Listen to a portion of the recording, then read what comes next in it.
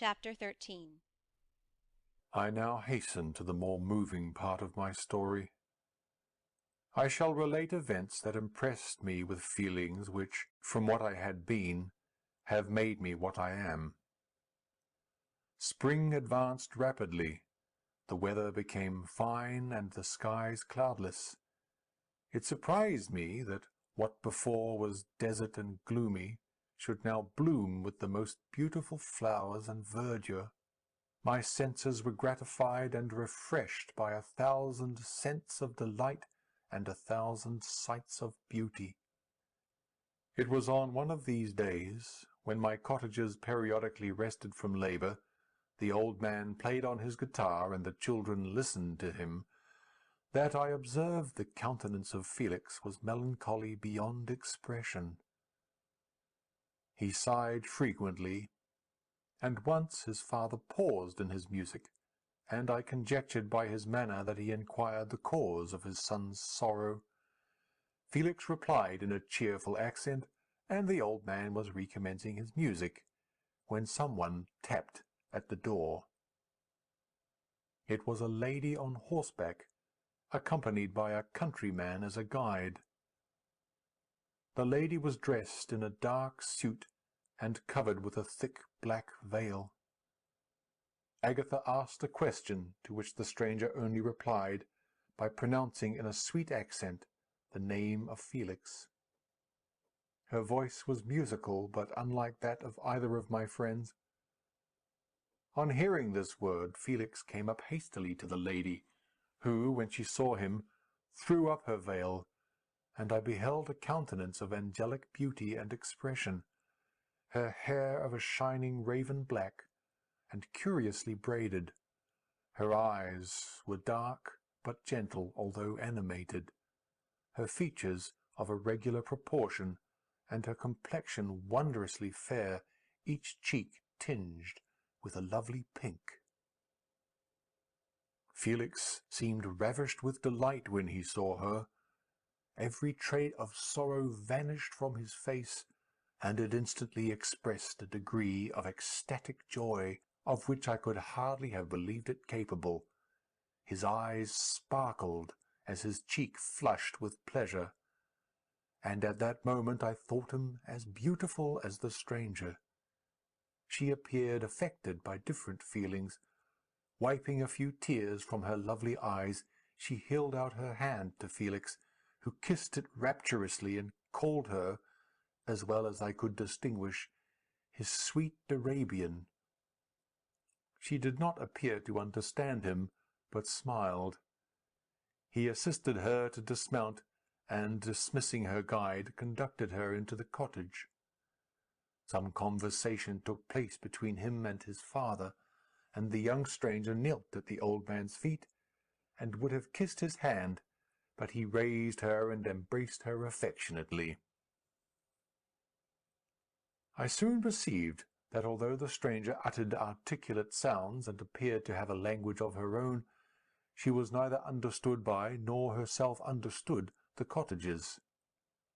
They made many signs, which I did not comprehend, but I saw that her presence diffused gladness through the cottage, dispelling their sorrow as the sun dissipates the morning mists. Felix seemed peculiarly happy, and with smiles of delight welcomed his Arabian. Agatha, the ever gentle Agatha, kissed the hands of the lovely stranger, and pointing to her brother, made signs which appeared to me to mean that he had been sorrowful until she came. Some hours passed thus, while they by their countenances expressed joy, the cause of which I did not comprehend. Presently I found, by the frequent recurrence of some sound which the stranger repeated after them, that she was endeavouring to learn their language, and the idea instantly occurred to me that I should make use of the same instructions to the same end.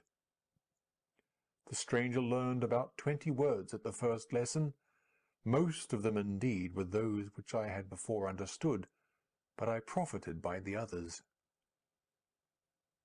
As night came on, Agatha and the Arabian retired early. When they separated, Felix kissed the hand of the stranger, and said, "Good night, sweet Safie." He sat up much longer, conversing with his father, and by the frequent repetition of her name I conjectured that their lovely guest was the subject of their conversation.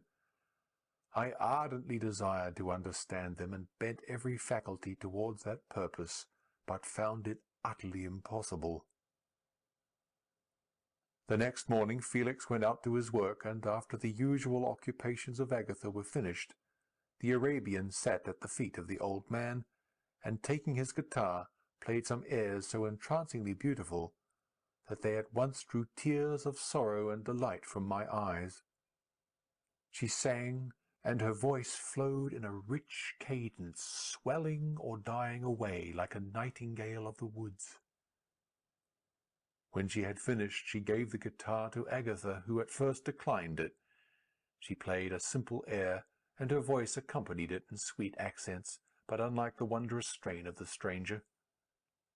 The old man appeared enraptured, and said some words which Agatha endeavoured to explain to Safie, and by which he appeared to wish to express that she bestowed on him the greatest delight by her music.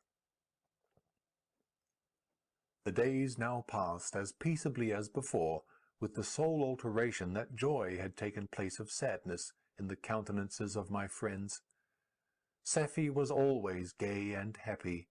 She and I improved rapidly in the knowledge of language, so that in 2 months I began to comprehend most of the words uttered by my protectors. In the meanwhile also the black ground was covered with herbage, and the green banks interspersed with innumerable flowers, sweet to the scent and the eyes, stars of pale radiance among the moonlight woods.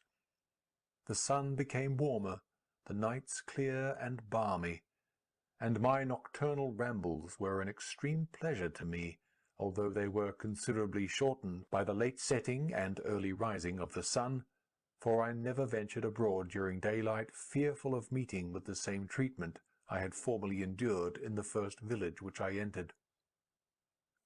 My days were spent in close attention, that I might more speedily master the language, and I may boast that I improved more rapidly than the Arabian, who understood very little and conversed in broken accents, while I comprehended and could imitate almost every word that was spoken.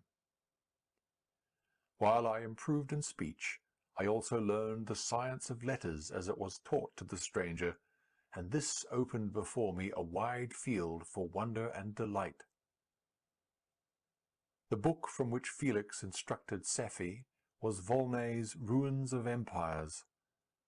I should not have understood the purport of this book had not Felix, in reading it, given very minute explanations. He had chosen this work, he said, because the declamatory style was framed in imitation of the Eastern authors. Through this work I obtained a cursory knowledge of history, and a view of the several empires at present existing in the world. It gave me an insight into the manners, governments, and religions of the different nations of the earth.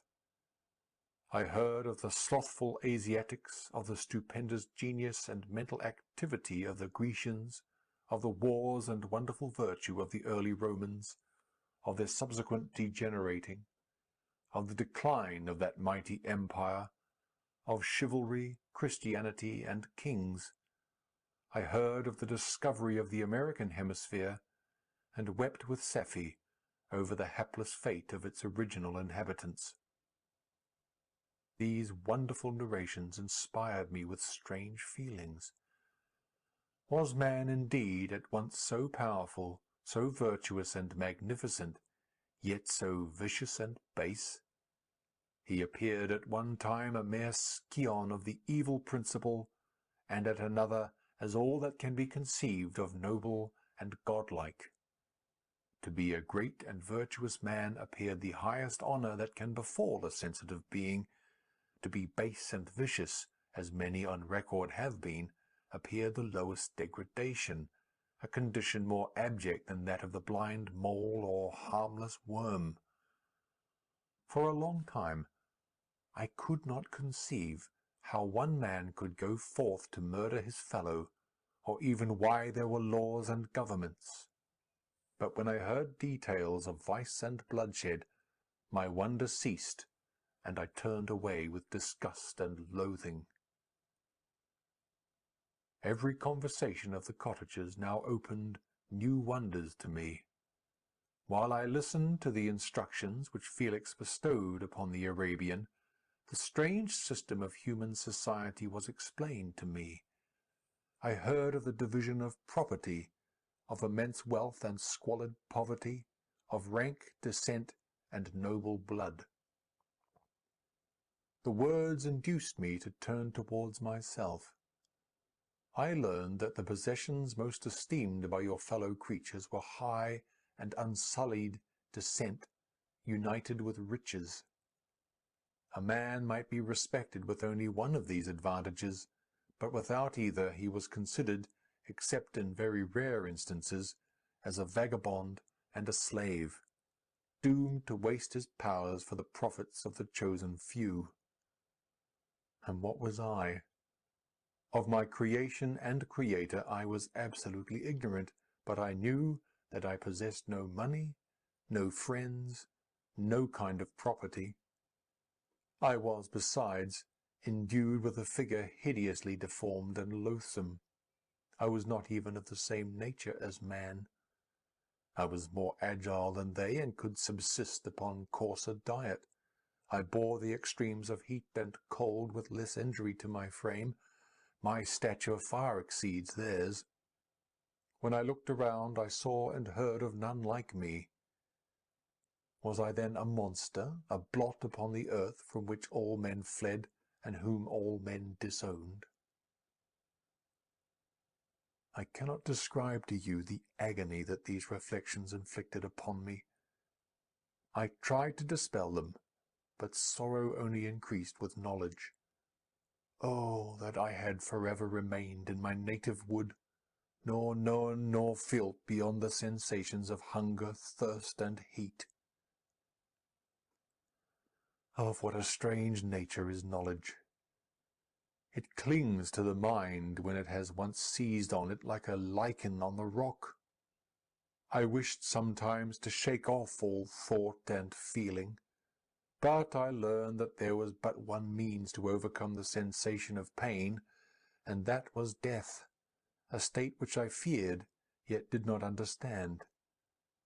I admired virtue and good feelings, and loved the gentle manners and amiable qualities of my cottagers, but I was shut out from intercourse with them, except through means which I obtained by stealth, when I was unseen and unknown, and which rather increased than satisfied the desire I had of becoming one among my fellows.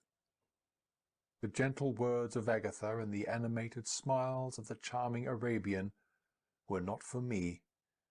The mild exhortations of the old man, and the lively conversation of the loved Felix were not for me. Miserable, unhappy wretch! Other lessons were impressed upon me even more deeply. I heard of the differences of sexes, and the birth and growth of children, how the father doted on the smiles of the infant, and the lively sallies of the older child, how all the life and cares of the mother were wrapped up in the precious charge, how the mind of youth expanded and gained knowledge of brother, sister, and all the various relationships which bind one human being to another in mutual bonds. But where were my friends and relations? No father had watched my infant days, no mother had blessed me with smiles and caresses. Or, if they had, all my past life was now a blot, a blind vacancy in which I distinguished nothing. From my earliest remembrance I had been as I then was, in height and proportion.